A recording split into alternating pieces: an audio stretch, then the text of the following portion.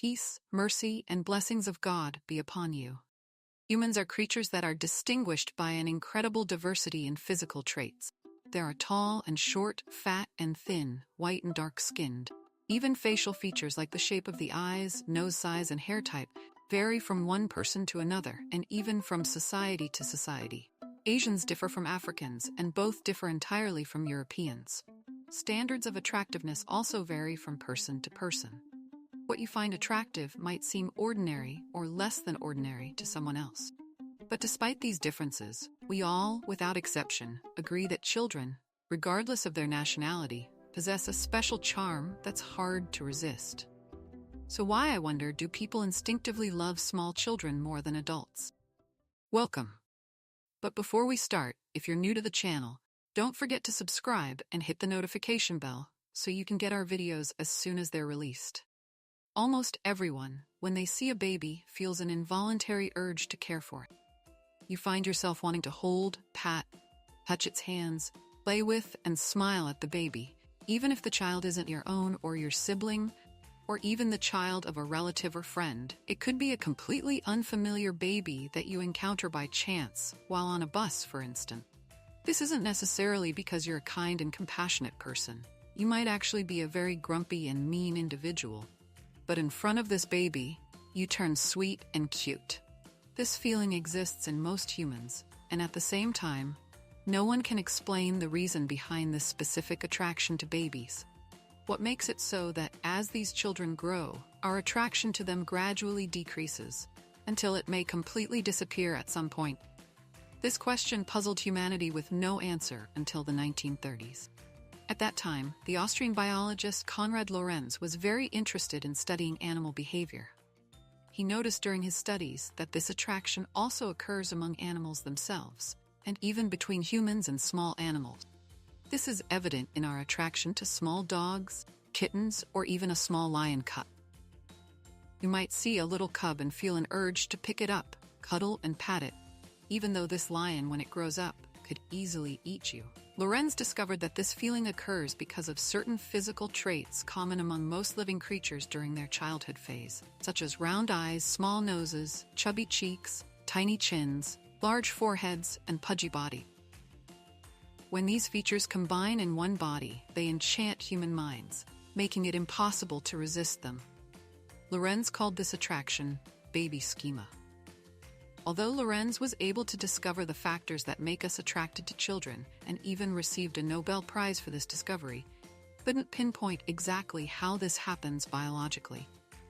For a long time, we believed that this feeling was instinctual, linked to female hormones, and related to motherhood. Until 2009, when a group of researchers conducted a practical experiment to confirm Lorenz's findings. They brought in 122 male and female university students and showed them a series of baby pictures, asking them to rate each baby's attractiveness and decide which one they might want to raise. Among these pictures were some that had been altered to make the baby's features closer to those of adults. The research concluded that all students, both male and female, agreed that the natural baby photos were more attractive than the modified ones. From this, they deduced that Lorenz was right about facial features. However, contrary to what was expected, the effect wasn't limited to females alone.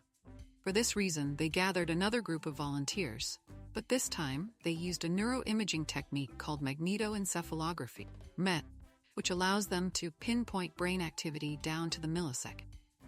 The goal was to determine exactly what happens in the brain when we see a small child. The volunteers were shown pictures of different children and adults at a rapid pace so that the eye barely glimpsed the image. The experiment revealed that pictures of children activate a small area in the brain located directly behind the eye socket called the medial orbitofrontal cortex. This region is responsible for rewards and cognitive processing and helps us make decisions. Remarkably, it was activated in less than a second, specifically 0.7 seconds. This study further reinforced the idea that we are instinctively drawn to baby-like features, whether we are men or women. What confirmed this even more was that research found that women suffering from postpartum depression have an affected orbitofrontal cortex, so they don't have the same natural response that occurs in all humans when they see a baby, even if that baby is their own newborn. Our instinctual attraction and empathy towards babies, even those with no connection to us, is a great blessing from God. If we look at the childhood stage of humans or other creatures in general, we find that human babies need care for a much longer period than most other creatures. For instance, a baby needs a full year after birth just to stand on its feet, while some animals like a foal can stand minutes after birth. Regarding the nursing stage, if we look at creatures like cats, we find that they are weaned after just 1 month of birth, while humans continue nursing for 2 full years. And even after these 2 years, the child still needs someone to feed them until they can do it themselves. Additionally, they need a long time to express their feelings and an even longer time to be able to do these things on their own. So, if our attraction to babies weren't instinctual to such a degree, compelling us to love them, most people wouldn't be able to bear living with children. You know, the diaper changing, bathing, crying, screaming, and all that. Especially since they don't possess any traits that humans naturally find appealing. They don't talk, walk, cook, clean, bring in money, or even have a sense of humor. Instead, they require physical, mental, and emotional effort over many years to become someone you can actually communicate with. That's why if our attraction to them wasn't primarily instinctual, forcing us to love them, no one would even think about having children, and we would have been extinct a long time ago.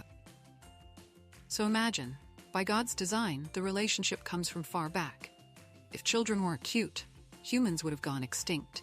The strangest thing about this baby-like feature is that scientists have discovered it literally has a magical effect on some people, to the point that they can't make decisions if they see cute babies in front of them.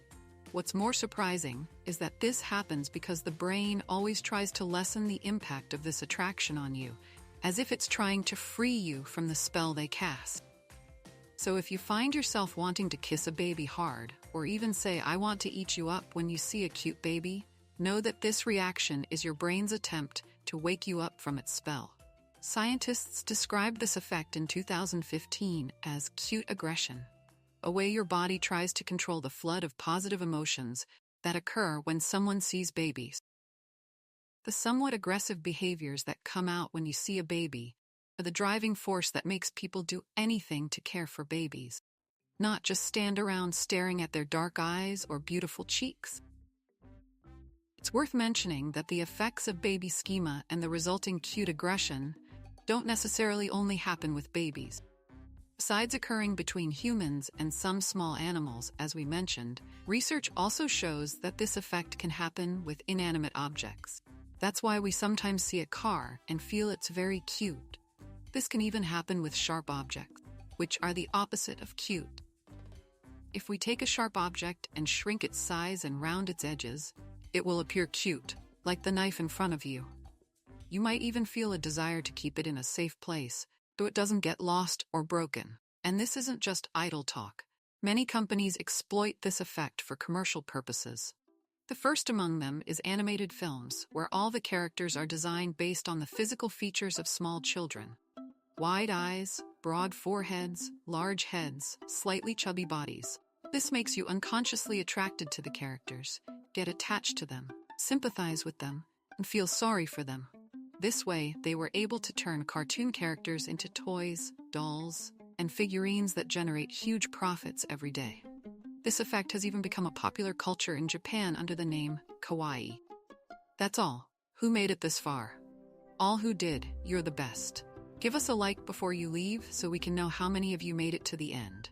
And don't forget, if you have any questions on your mind that puzzle you, write them down in the comments below the video so we can answer them. Bye.